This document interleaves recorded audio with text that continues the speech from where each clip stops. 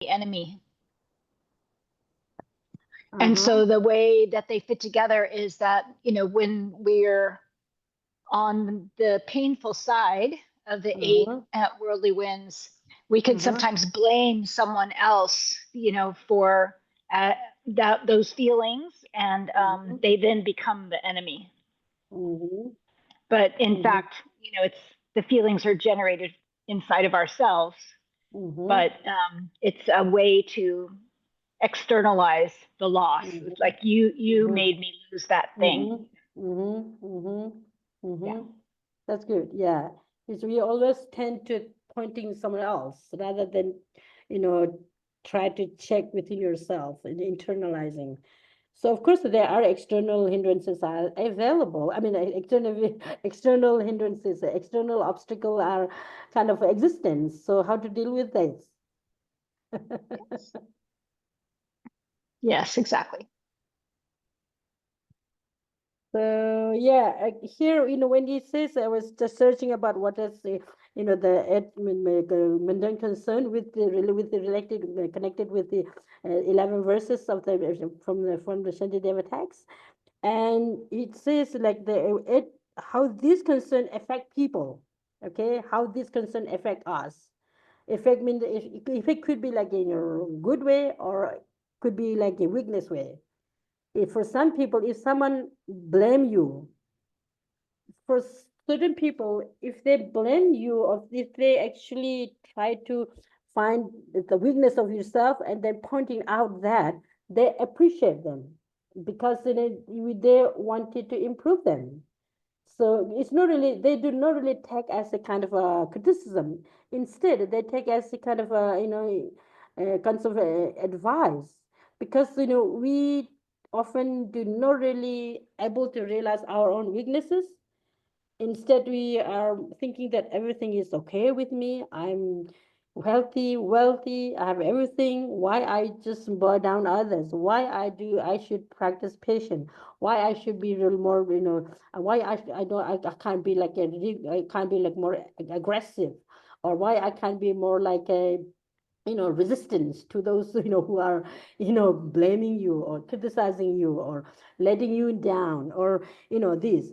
So those people who are from deep down, from mentally, those who are more kind of courageous and more brave, more compassionate, or more patient, those who see from far vision, they take, if someone pointed out this, weaknesses to us, to those people, they really appreciate them. They only really from sincerely from their heart, they thank you so much to letting me know this. I need to, work with this, and I need to deal with this, and I need to really, minimize, I need to really, like get rid of these weaknesses. For example, here, patient it is like an antidote to overcome anger.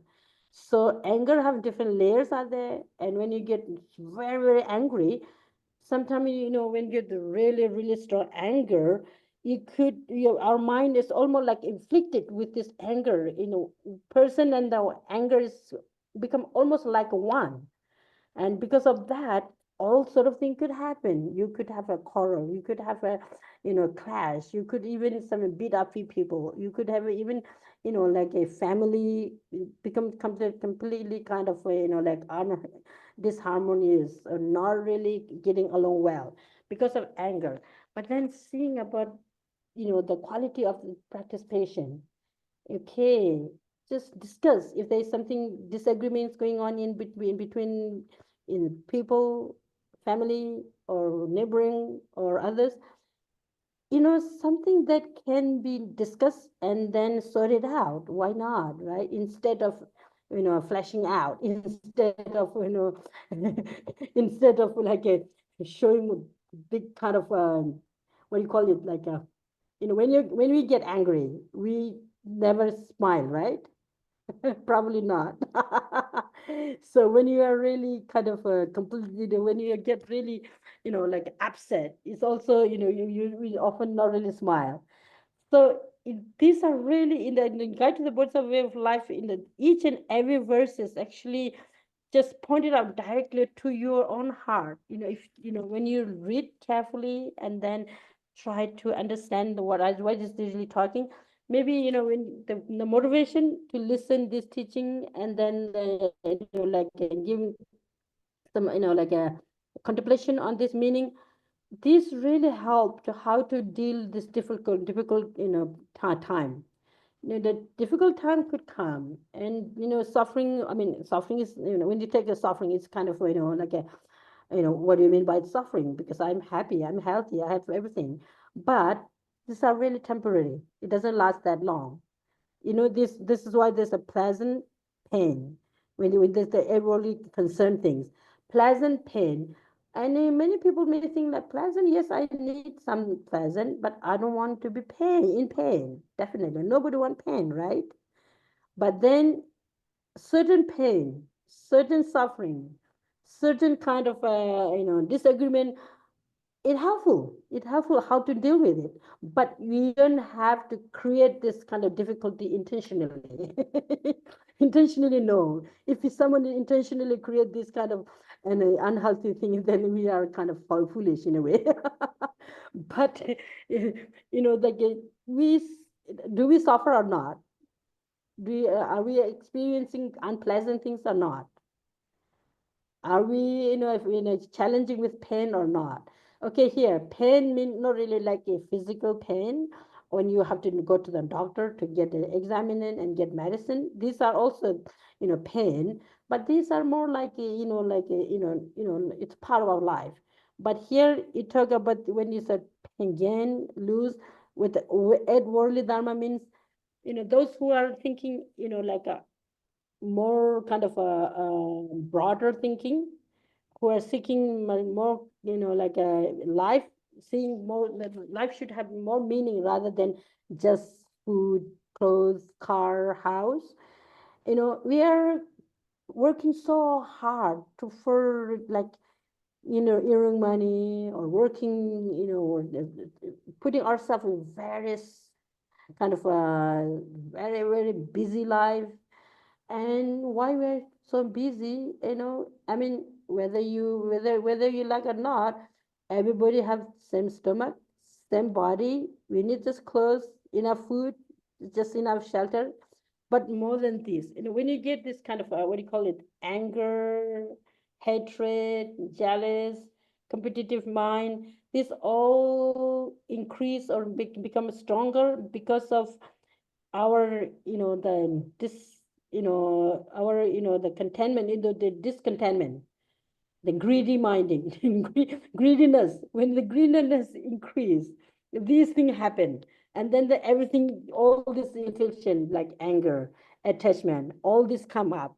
So because of that, this certain hardship in life is good. How many of you think that certain hardship in certain challenge in our life is good for us? Do you think it's good or not? I mean, we don't have to intentionally create this hardship, but because of cause and condition, because of circumstances, it happened. Then you have to be ready how to challenge with that. Challenge doesn't mean defeat those, external. I mean, challenges could, we have to challenge internally, how to really challenge with anger. Okay, how do you really challenge with anger with the remedies that Bodhisattva Shantideva have pointed out, like a patient, a practice patient. For example, if someone cause you to get kind of angry, but if you think carefully, there's no room to get angry at that person, because the person is under the under the control of this affliction. His or her own mentally is not really well. Because of that, this outburst happen. Instead of getting angry to the person, try to get angry with his attitude, or his illnesses, or the mental illnesses, the anger itself. The word that he or she used to get you to angry. So then, instead of getting angry to the person, just try to feel more compassionate and more patient to that person, and wish that, I wish this person to be more kind of in a patient person, more kind of, like a resilient person, more kind of, understanding person instead of, anger all the time. But, we have to be really careful in the way, so in a certain time, if you say, why you are getting angry, maybe that person will getting angry, more angry, right? So then we have to play skillful means here. The guide to Bodhisattva Way of Life, we talk a lot about skillful means too. So skillful means mean you have to be really skilled and very realistic how to deal this situation by understanding the whole situation.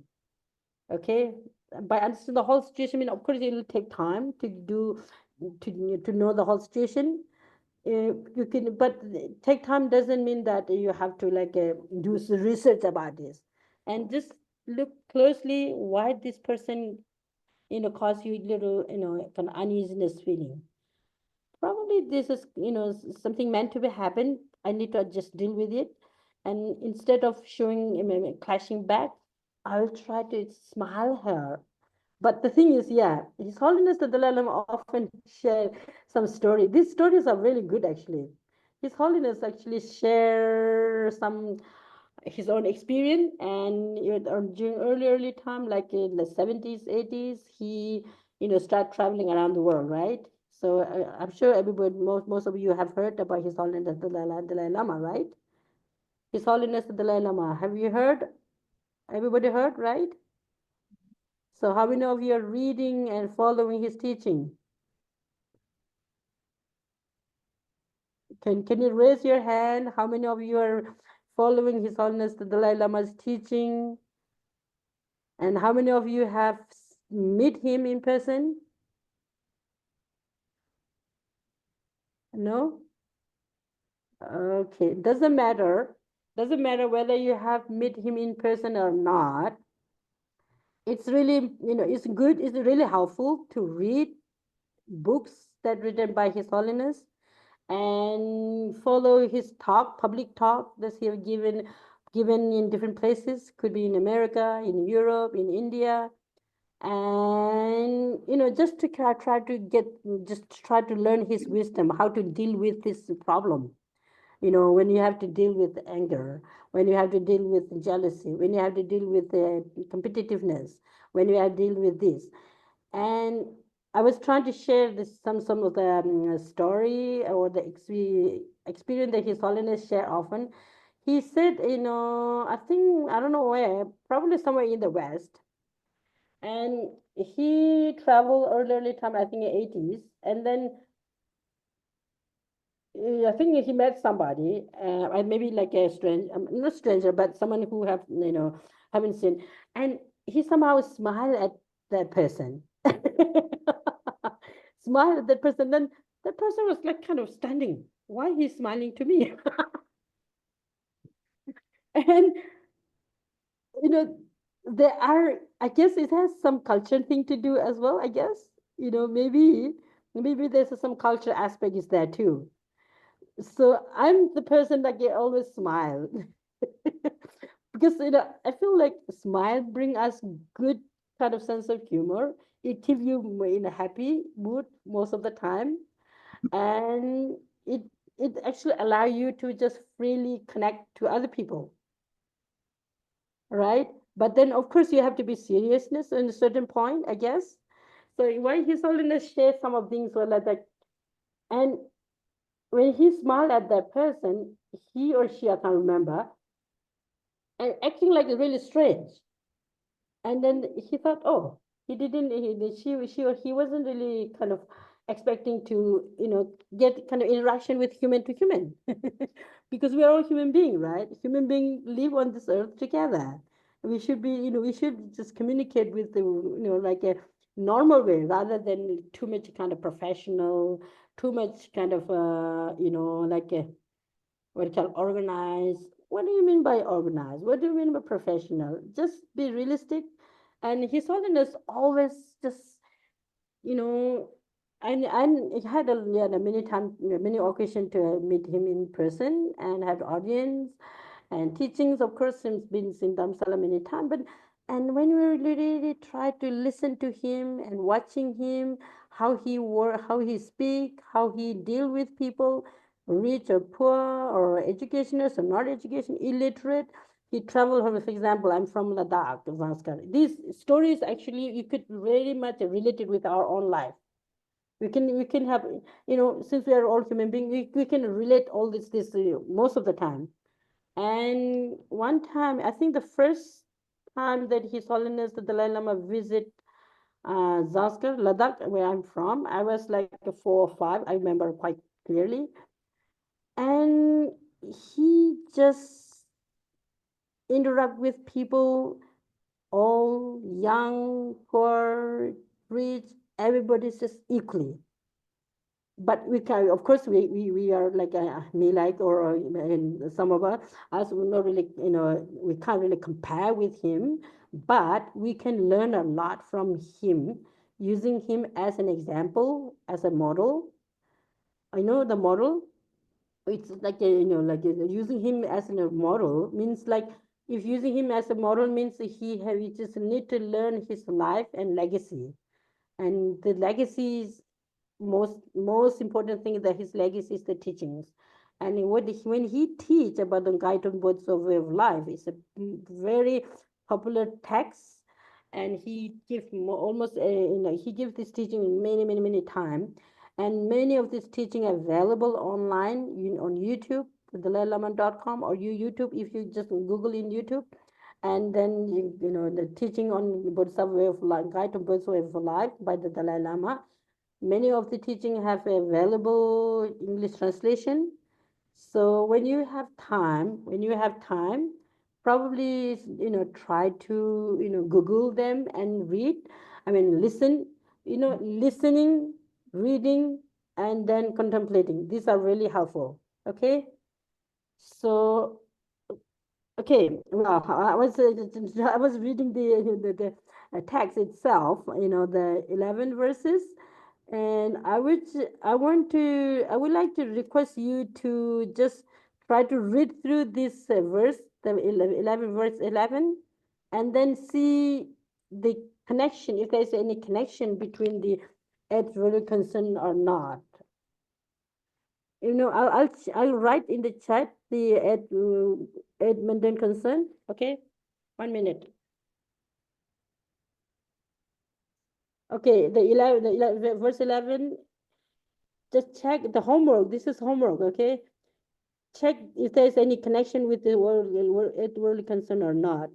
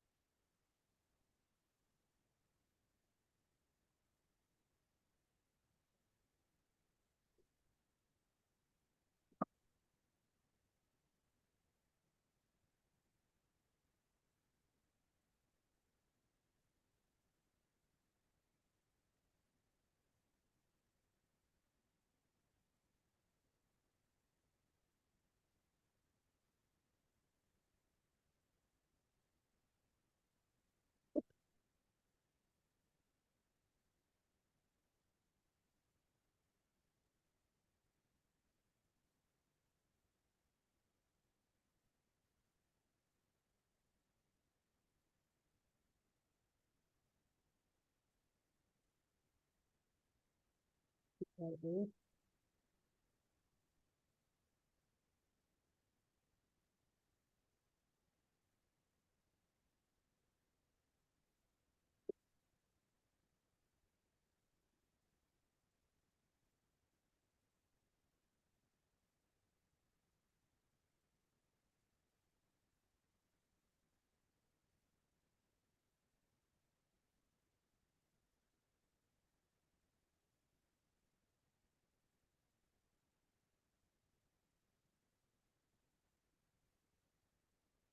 Okay, so I have minutes. Okay, so anybody have a question? Okay, I think who is the person? Is someone is actually raising hand? Do you have a question? Like, I'm checking with the time from 8:30. Okay, we have time. Yeah. So do you have a question, Samuel, right? Okay. Yes, Yes. thank you, Venerable. So is it possible to have a strong wish for gain, praise, pleasure, and fame without having attachment to it?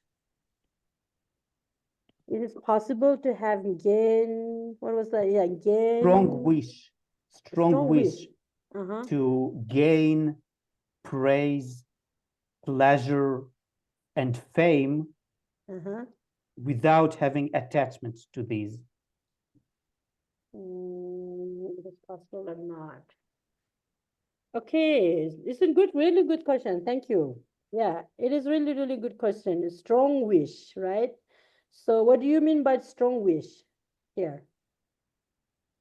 It is a very good question. Yes, it's a really good way to think and analyze about things. I mean, this concern, strong wish to gain, strong wish to praise, strong wish to fame, strong wish to pleasure, strong wish to fame, right? I mean, without attachment. It is possible or Yes. not? Yes, yes. It is possible or not? I think it's very much depend on which kind of like a strong wish your what is your main goal? What was your wish? What is your wish? You need to define what do you wish. Strong wish means strong could be it could be another it's a kind of a relative term. Strong wish Strong without wish, you like say without strong, attachment. strong aspiration to have. Strong aspiration to have. Strong aspiration to have. It is possible, I would say. It is possible. Yeah, without attachment. It is possible without attachment, but like ordinary people like me, like I don't know about you all, but for the beginner people, probably it's difficult. But when you go more advanced, learning advanced, like when you get a little bit more advanced, and it is possible. But about the pleasure, I'm not really sure. But gain, fame, and praise, it is possible. So, praise mean, we are praising to the good qualities. And then praise, I mean, gain, of course, you need to gain like long lasting kind of goal. So you could have strong wish to gain long lasting goal. You could have a strong wish to gain like the pleasure and pain. This usually use more kind of mundane level, but there are certain practice where you have it's not really pleasure, it's more you call it more like a bliss rather than pleasure. I'm not sure whether you have heard this bliss blessing. Have you heard blessing? Blessing or bliss or joys effort, joys, things like that. Yeah, okay, so it is could be possible, but maybe for the beginner people it's maybe not. Yeah, okay, Menindala. Thank you, Geshema. Can you please explain attachment in this circumstance? What attachment is? Okay. Attachment in the very entity of the nature of the attachment. Attachment means something that you want to just keep, hold it, you are so obsessed with it. It's almost like when you are attached something, you're almost like inseparably holding it. And if you lose that, then you feel like you completely heartbroken sort of thinking. So that's the it passes in the as any possession, person, belonging. If attach so much with that, and then when you lose this, then you get completely broken heart. This is not right thing to do. And attachment is actually like a more kind of a influence with this, like selfish reason, selfish, self-centered attitude, and selfish reason involved. You get it? Thank you, Geshema. Yeah. It's like attachment is almost like a blind kind of wish. My interpretation was that attachment was you are dependent, your happiness is dependent on that. Is that correct? Is that a good definition? Why? How? Because your happiness, I mean, something that you are looking for, right? And your happiness depends on attachment. Why? If you are attached to something, then it would mean that your happiness is dependent on that. No. No? If you're attached to the attachment itself, if you're attached to things or person or food or clothes, and it doesn't give you happiness. Temporary pleasure, yes, definitely you get some of the belonging or some of the, like a person or the house or money or comfort.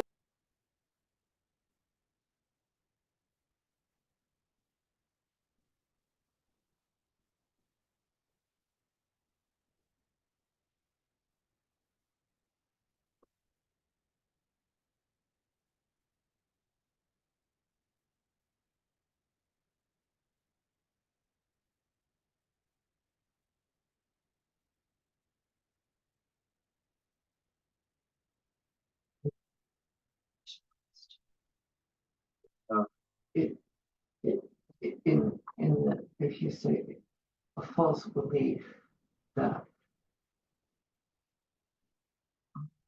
your attachment brings you happiness, it's the false thinking.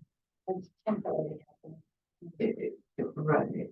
which is right. That's why you're hoping. Yeah. I think you're right, Blair, but it's just her interpretation of what you were saying. Mhm. That was my kind of definition. I'm sorry because my internet connection is just dropped down. Yes, attachment is actually a false thing. Yeah, I mean, it is a mental. It's called the mental elements, which is like you. It's the wrong kind of expectation.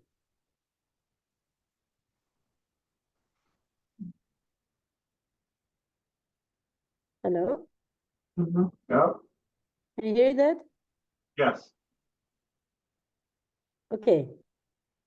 So yeah, no, I wouldn't say that attachment is something that bring you happiness. No, attachment bring you suffering instead of happiness.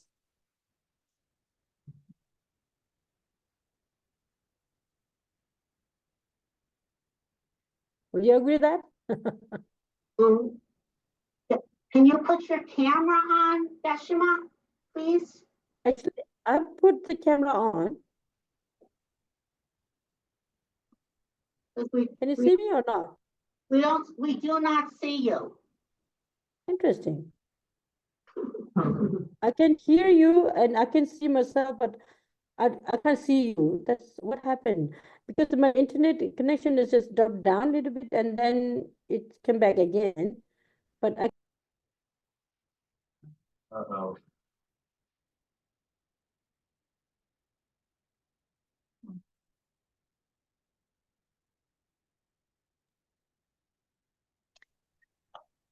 Samuel, I thought that was a really interesting question about if you're pursuing gain or you're pursuing pleasure, to what degree does it then become an attachment in the kind of in the not so healthy sense, and I was thinking about the variations on the theme, that you're seeking joy or pleasure in life, and as many of us are, to what extent does it then become something that is like an attachment, which then becomes an obsession, and then now you're in the kind of the darker side of trying to achieve, these fame or fortune or whatever it is in our lives. So I thought that was a great question. And where is one on that spectrum, between healthy pursuing and overly attached to the outcome.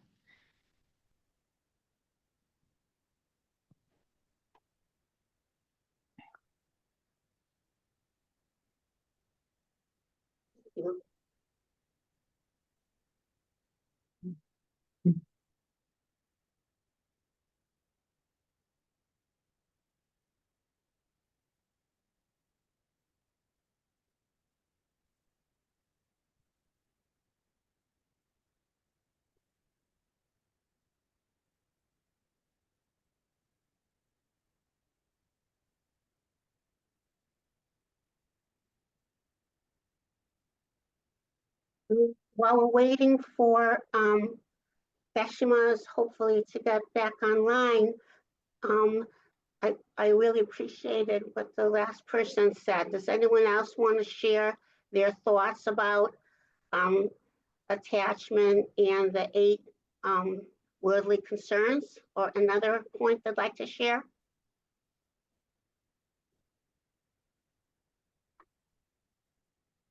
Just unmute and talk.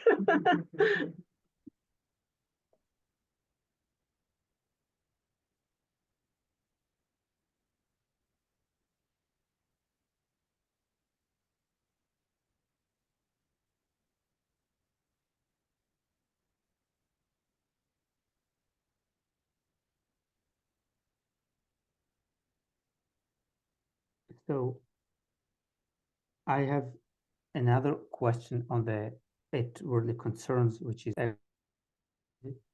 so the text says that for myself, I do not want suffering, disrespect, blame, and I think,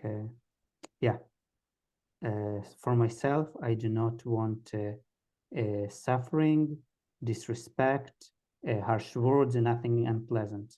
So if this wish is a valid wish, then it seems that at least half of the 8 worldly concerns is a valid wish also, because it is valid to not want these things. If this wish is not a valid wish, however, then the reasoning in the text of the Bodhisattva Charyavatara is not valid.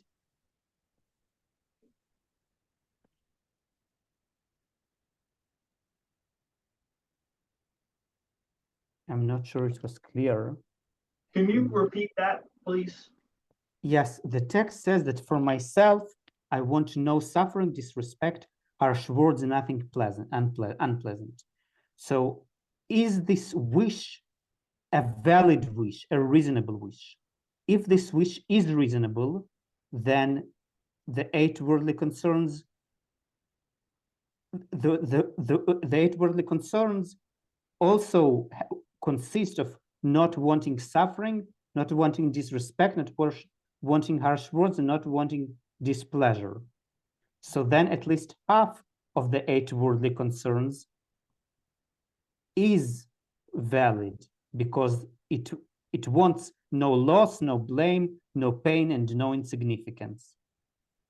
And if this wish is not valid, then how can our text use it as an example in a syllogism?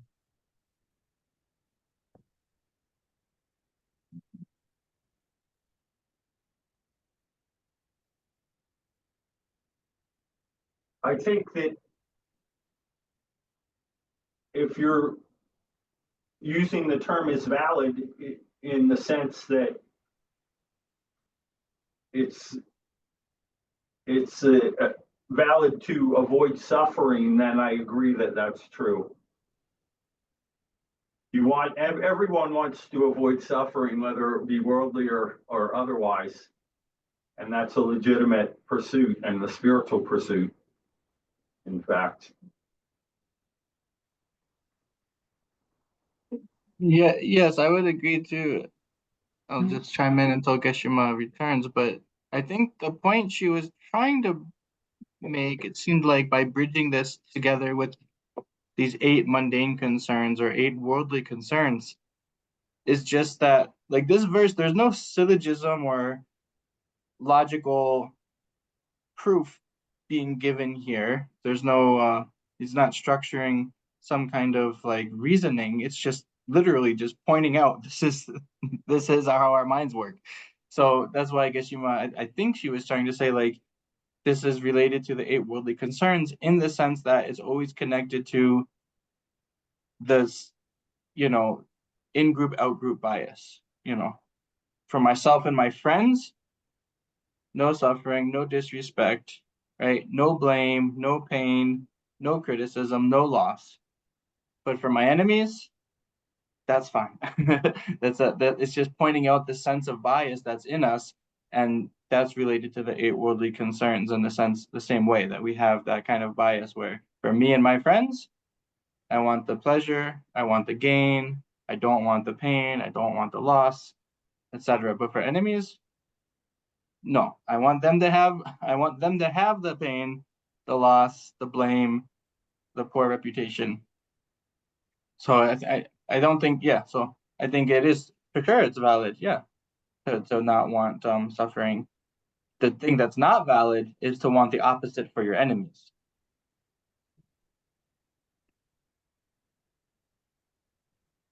But don't the 4 elements of this statement, suffering, disrespect, harsh words, and unpleasantness, correspond to the to loss, blame, pain, good and bad, and insignificance from the 8 worldly concerns, which Geshema has posted in the chat?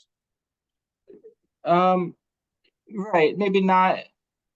I don't think they would line up exactly because, we're pretty close. Yeah, instead of suffering and nothing unpleasant, but loss isn't explicitly listed here. But yeah, pretty close. But that's the thing, that wanting these things, like Geshema said, you can want something without attachment. So in the 8 worldly concerns, they become worldly, they become mundane when the attachment is there.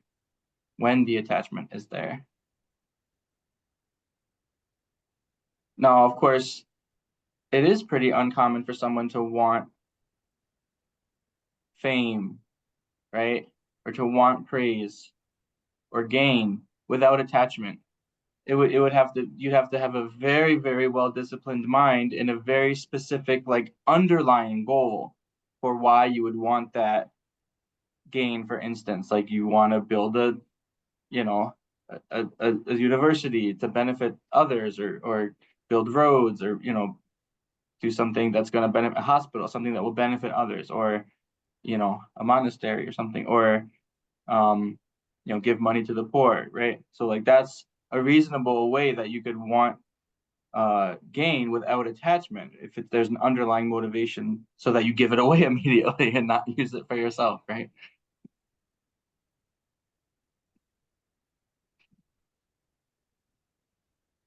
Maybe the internet is unfortunately not always so stable around here. Please, if there's more discussion, yeah, go ahead. Could you give a definition of mundane? The word mundane, with the 8 worldly winds, what that definition is as you're using it.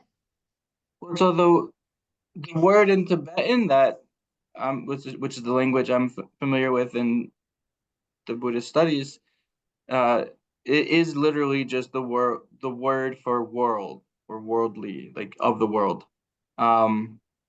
So that's so we could just go into the dictionary and look up what mundane means. That would also be fine to do. But if we look at sort of the source languages, the Tibetan and Sanskrit, it means of the world, which means, like Geshema was saying, like small-minded thinking, not thinking about the long-term consequences or even the long-term value.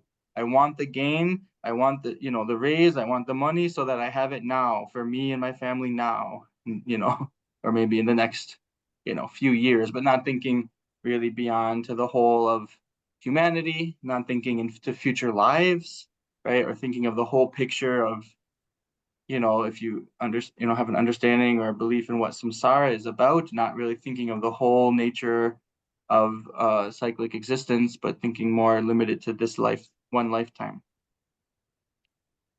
Thank you, Dante. Which is what most people in the world do. So therefore, it's a worldly way of thinking. It's the vast majority of people in the world think that way. So it's worldly.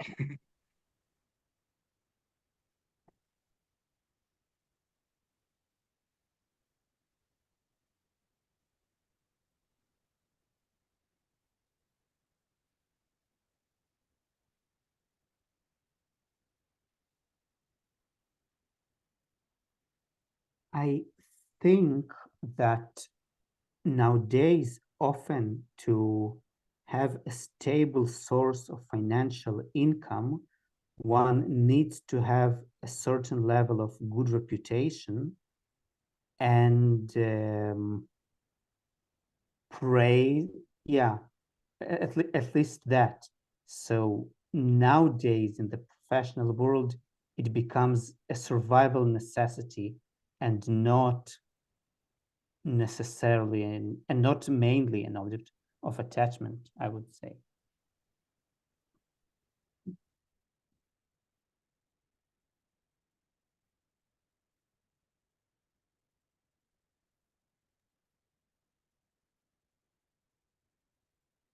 Right. That Hello. Geshema, aleo. I'm sorry, I just ran to the classroom now because my Wi-Fi, I mean, my internet just dropped, sorry. Okay, where are we now? I'm just lost now. Tanila, can you summarize what we've been talking? Oh, just more But, discussion oh, about these 8 worldly concerns, and then the verse 11, and questions about whether those are valid desires, like desiring you and your friends, or you and your friends to not have suffering, unpleasant things, right? Question if that was valid, and then about this notion of desiring without attachment, desiring a good reputation, or so Shmuel suggested that if you're trying to have a good career and earn a living, you need to have a good reputation. So that's not really, you can desire a good reputation without attachment, just so that you can have a living, basically enough money to live on. Right. Exactly. Okay, so yeah, when I think Samuel was saying like strong wish to gain, strong wish to, what was that? So I'd have to, I was just thinking, curious about what do you mean? What do you mean? What Samuel means about strong wish to gain, strong wish to have fame, strong wish to have what? Pleasure without attachment. So can you, Samuel, you can explain what do you mean by strong? I mean, of course, a desire to have a good job, good family, good salary. It's nothing wrong is there. They should have it, because it's a kind of something is really kind of useful, helpful. You can do more, benefit if you have good job, good salary, good housing. But too much attachment is no good. So you have to find the balance or the middle way. We often say like find the middle way. So something that bring more kind of happiness, long-lasting happiness from deep down, rather than the shallow sort of happiness. I mean, that's what I guess this is kind of the interpretation I would say. But then you have to think about what do you mean by this kind of strong, or what do you mean by some sort of interpretations are there. So I was just curious about what does that really mean. But anyway, it's a really good point. You have some more like a deeper kind of meaning that you could dig around, more. But then these are actually you need to you can understand only when you get a little more advanced studies about this. For now, from the Bodhisattva Shantideva's point of view, where you would have this, these are more like a classical and more practical advice, rather than going too much kind of complicated, too much kind of technical things. So if you go to too much technical things, and then there are, some exceptionals are there, but for general people like us, attachment is not good at all. But for it temporarily, seemingly, it's bring you happiness. It serve you to survive in good way, or a good life, or good, kind of fame. But what is fame? It's nothing lasts that long. Then you did the verse number 11, where you said the enemies and friends. What is friends? What is enemy? Enemy for ordinary people, or for beginner like me or like us, I think we need friends, definitely. There's nothing wrong with friends, but the biased way of thinking, like my friend, and then they are making this kind of group among the human beings, mine and their, and then neutral. And then because of mine attachment, the mind, the bias attitude, the biased mind, my and me, then you attach so much. And then making the enemy, or something that you don't dislike people, and then aversion occur. And then there's someone that you have nothing to do with you, or there's everything had to do with something with you. We are all connected. Interdependence, another concept to understand interdependence, is a very, very important point here. So when you ask, as a human being, we all, no matter where you live, whatever kind of a life you have, we are all seeking something good in life, more like meaningful in life. So then the way that we are actually try to find the meaningful life is very much depend on, the individual person. And then, when these teachings actually give you really, really practical advice, how to live life in fully, with the more contentment, more, less attachment, less aversion, less anger. And then slowly, there's a way that you could really, rid of this, the mental, you call it mental dirt. It's something that you don't want in our mind. So the mind is the main thing that is really create a whole other thing, the other thing, the verbal, physical. So that's why it's quite, important to identify what is attachment, what is aversion, what is hatred. And then these are something, and it's good to, not just identify it's enough, but identify them is something unhealthy thing in our mind stream. And then if once you are able to identify this unhealthy, then how can you really, minimize, how can you really make that weaken? And then the antidote on the other side, the other hand, the antidote means like that, like overcome these mental, illnesses, applying aversion, applying the antidote or the remedy, patience, love, compassion. These could help us to reduce these mental illnesses. And slowly, then we can become really good, real long-lasting happiness. So when you say long-lasting happiness, even though people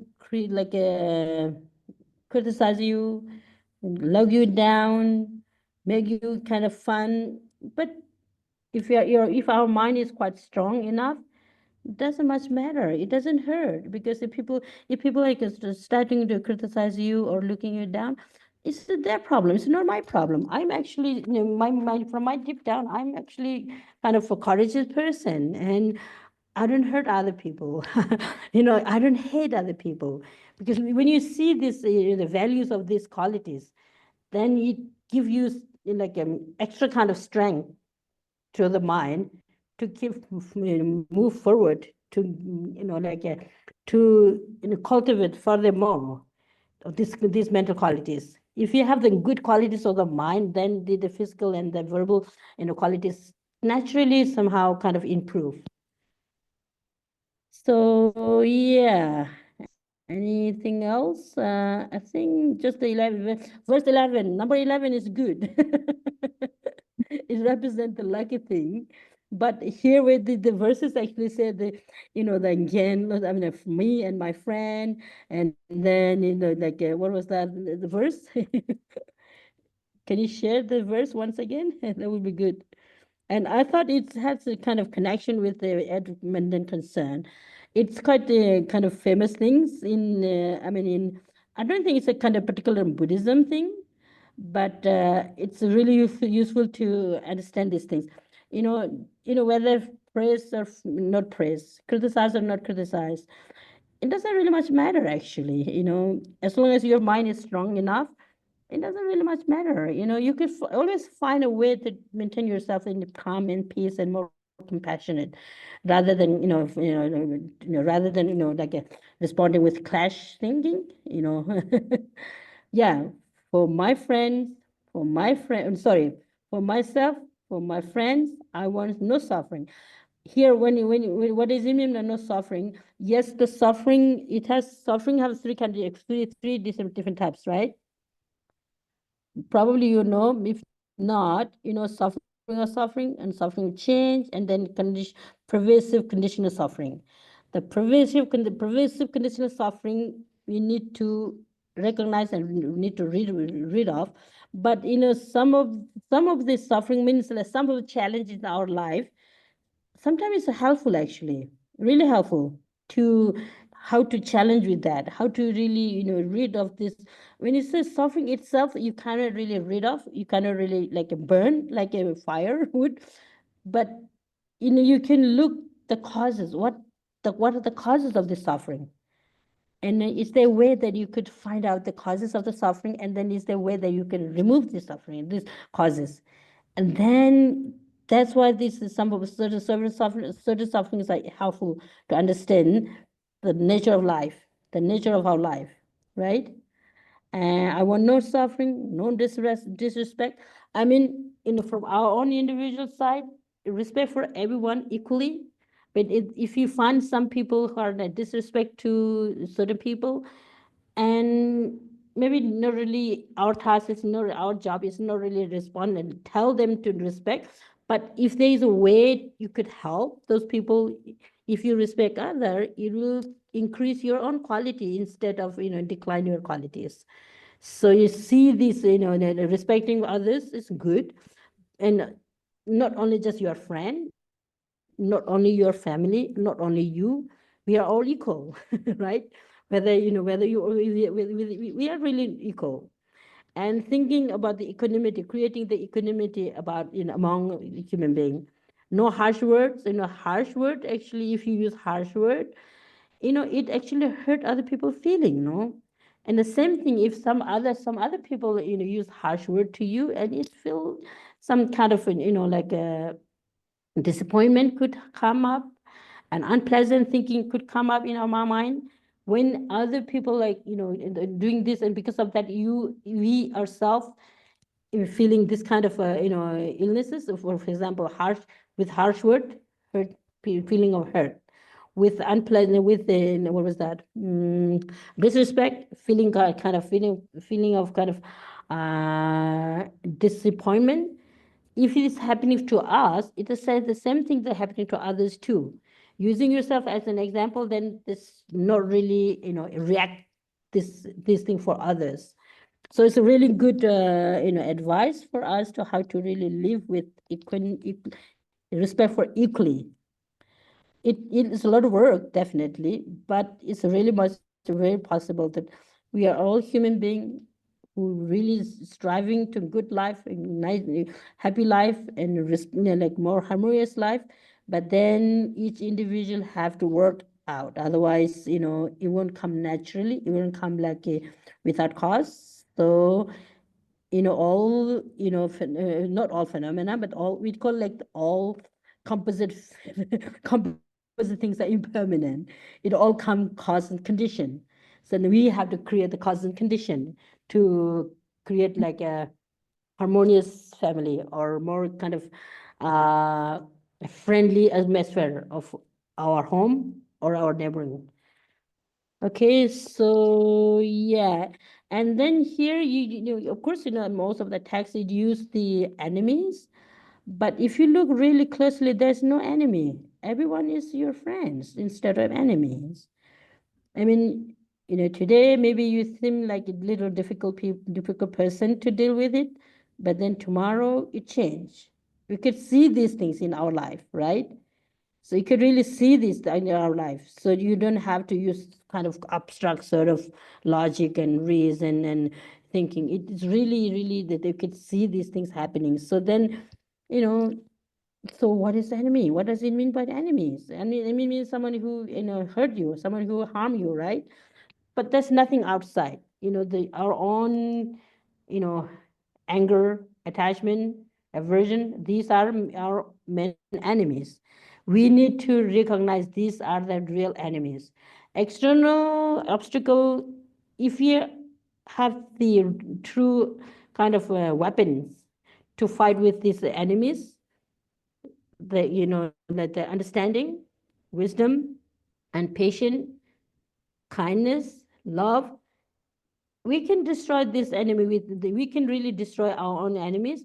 If you destroy our enemies, which is within our mind, then external, nobody can harm you. When you look at maybe some of you may have read about the life of the Buddha, right? There's a book, there's a series of the life of the Buddha, and on YouTube. It's available on YouTube. It's called the Buddha. It has, I think, 54, I think 50 plus episode. And during the lifetime of the Buddha, there was like a mad elephant. When you see mad elephant, everybody run away, right? Because you think, he or she may, hurt you or maybe kill you, right? But then this mad elephant approached to the Buddha, and then Buddha have no kind of biased thinking, and then the elephants just become like a friend, just lay down and pay respect to the Buddha. Read, if you find time, if you have these books available, read these books. They are very simple books, and there's also more technical books about the life of the Buddha too. And so all living being, irrespectively, different cultures or different backgrounds and different, like a career and different, religious, kind of tradition. The answer that at the end of the day, we are all same, who are striving, who are really, wishing to good life, happy life, healthy life, not really, like a uneasy life, not really in a wrong, sorry, unhealthy life. So if you just try to expand this kind of, equanimity, and then slowly, we may be able to rid of this thinking of enemy and friend and enemies, friend and foe, what do you call it? So then I think what are we doing? How are we doing with the time? I think it's So it's overtime, right? It's a little Sorry? after time. It's 11, Yes, exactly. but almost 15 minutes over. Yes. So I don't know if you Okay, want so to do a dedication or ask any questions now. mm, yeah, so we will just do a few minutes kind of contemplation or meditation, and then do the dedication and stop, I think, right? Because I should That have come sounds to the good. classroom That's earlier. good. Sorry? That sounds like a good idea. Thank you. Oh, okay, good. Okay. Let's just do a few seconds, a few minutes, meditate about what anger does you and what practice patient does you for us. Just use yourself. When this anger come in your mind, what kind of feeling arise, and then how can you overcome with it? Practice patient. Okay, just 1, 2, 3, and then go. Okay, few minutes.